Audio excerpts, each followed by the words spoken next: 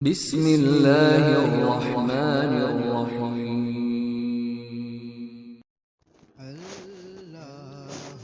ایک دن حضرت صلی اللہ علیہ وآلہ وسلم لوگوں میں تشریف فرما تھے کہ آپ کے پاس ایک شخص آیا اور پوچھنے لگا کہ ایمان کسے کہتے ہیں۔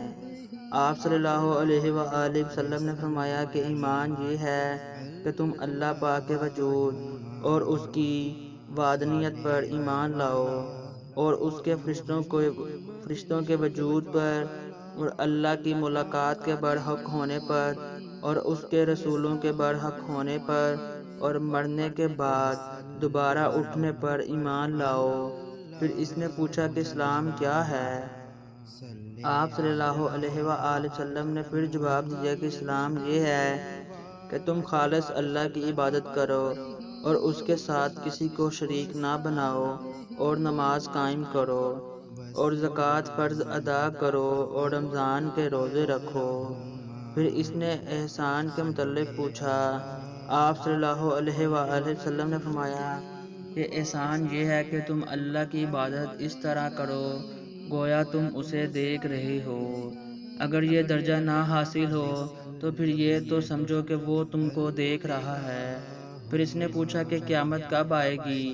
آپ صلی اللہ علیہ وآلہ وسلم نے فرمایا کہ اس کے بارے میں جواب دینے والا پوچھنے والے سے کچھ زیادہ نہیں جانتا، البتہ میں تمہیں اس کی نشانیاں بتلا سکتا ہوں۔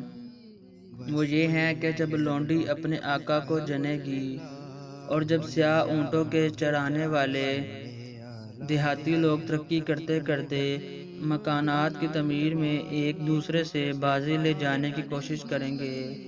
یاد رکھو، قیامت کا علم ان 5 چیزوں میں ہے جن کو اللہ کے سوا کوئی نہیں جانتا۔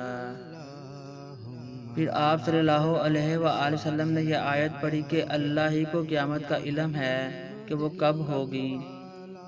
پھر وہ پوچھنے والا پیٹ پھیر کر جانے لگا۔ آپ صلی اللہ علیہ وآلہ وسلم نے فرمایا کہ اسے واپس بلا کر لاؤ۔ لوگ دوڑ پڑے مگر وہ کہیں نظر نہیں آیا۔ آپ صلی اللہ علیہ وآلہ وسلم نے فرمایا کہ وہ جبریل علیہ السلام تھے جو لوگوں کو ان کا دین سکھانے آئے تھے۔